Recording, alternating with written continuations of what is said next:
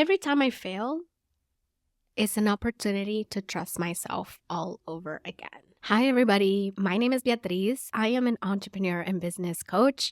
Today, I want to talk about how to embrace failure in your entrepreneur journey. And I'm really excited to share this with you because I recently had a moment where I thought that I should just quit all of it, that I should go back to a 9-to-5 job and go back to what is familiar to me, which is the corporate setting and going back to a stable paycheck every 2 weeks. And I thought about that because as a business owner, you don't always have the financial security that a 9-to-5 job gives you, right? It gives you a steady paycheck every 2 weeks. But no matter how much work you put into it, or how much time you put into it, or how little time you put into it, that paycheck will always be the same unless you consistently ask for a raise, which you should be doing if you are in the corporate space. But within entrepreneurship, within small business ownership or being a small business owner, the reality of it is financially, that is hard to come by. The stability of a consistent financial goal, hitting financial goals every 2 weeks or every month, however often you look at your financial business goals, the reality of it is your financial goals are impacted by things that outside of your control, by the economy, by purchasing power of your clients, by advancing technology. All of these things do impact your business. And it's important to understand those things. But when it comes to experiencing that as a new business owner and as a new entrepreneur, know that that is normal. Those ups and downs in your business financially are completely normal. And even after you've been experiencing some consistency in your business over a year or so, or 2 years, sometimes that could dramatically shift because of the outside forces that we don't always foresee. So I just wanted to give you a few beliefs that I've come to create in my journey as a new business owner that helps me embrace that uncertainty, but also the failure, and how to accept failure and hug it, if you will, with open arms, and learn how to be okay with it in your journey as a new entrepreneur and small business owner. Okay, so number one is, and I have my notes here, so you'll probably see me go looking back and forth. But anyway, the first one is failure doesn't come out of thin air. It comes from taking action, and it means you are executing. So I want you to take that first part of that belief. Failure doesn't come out of thin air. And I really love this belief or this thought, because it reminds you that failure actually comes from your taking action, from you making big moves, from you making big decisions. You have to remember that the failure that you're experiencing is not in a bubble and it's not isolated.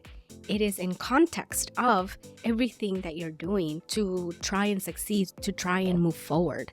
And when I was experiencing this sudden moment in my life where I felt like maybe I need to go back to a 9-to-5 job and these thoughts of quitting, I immediately shifted that into a moment of pride, because I reminded myself that failure wasn't because I hadn't done anything, or I haven't been doing my best, or that I haven't been working really hard. It's because I've been working really hard and trying to figure it out and trying to understand all of this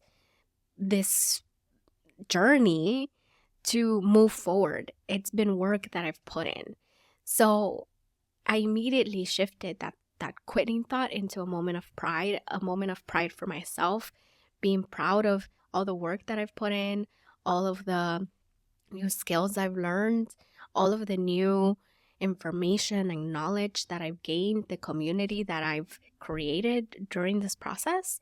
And I've turned that moment into a moment of pride. So that is the first thought or belief that you can practice in your journey as you're beginning this journey as an entrepreneur, is that failure doesn't come out of thin air. All right.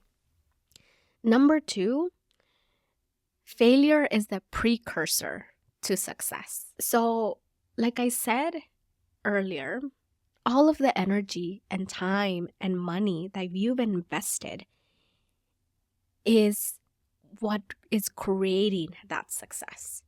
I am a big believer that success is a transformation of failure. Success doesn't exist without failure. I know that we probably have heard this from in other areas or other phrases. Darkness doesn't exist without light, and vice versa. Well, the same thing can be said about success. Success doesn't exist without failure. And failure is, again, proof that you are taking action, that you are putting your best foot forward and trying to figure it out along the way.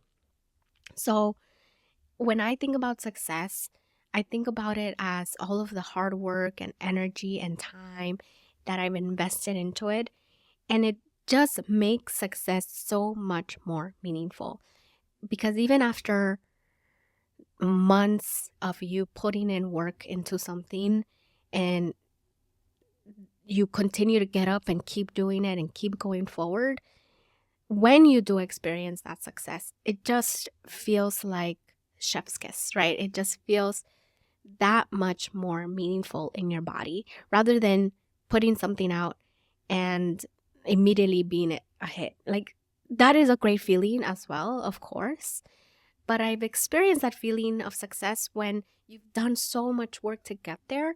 And that when you do get there, when you do get to that moment of success, that feeling just feels more, it feels stronger. You feel it more in your body. And that is the second belief that I hope you practice, is failure is the precursor to success. Number 3 is every time I fail is an opportunity to trust myself all over again. And I love this one so much because when you're failing, our bodies immediately want us to run the other way, right? Like, we want to not be able to feel all the negative things that our bodies are experiencing, our brains, our minds, our emotions.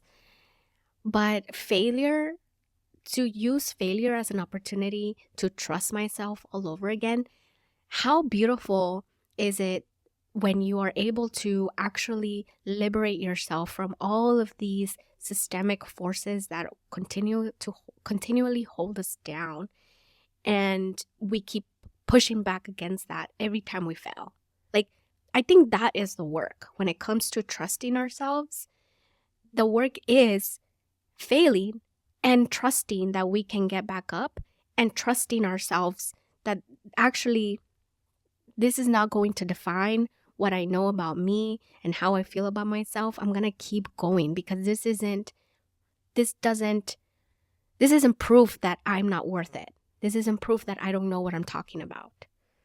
Imagine actually reminding yourself of that each time you fail, like you are trusting yourself all over again. And you're doing that work.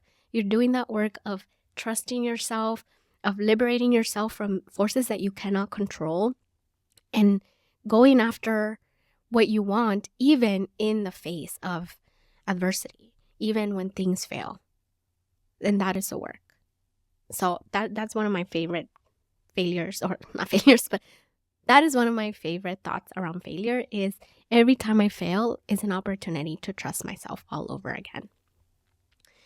And number 4, and this has come from my experience around reflecting around failure, is failure is an opportunity for reflection and inner work, especially for women of color, for BIPOC folks, for queer folks, because it gives us an opportunity to assess how we feel about that failure, and not just how we feel about it, but what is what comes up for us in that process. So one of my favorite insights that I recently thought about in terms of like thinking about failure, really reflecting on it, is that whenever I have an idea and then I put it out, I execute it and I put it out and it flops,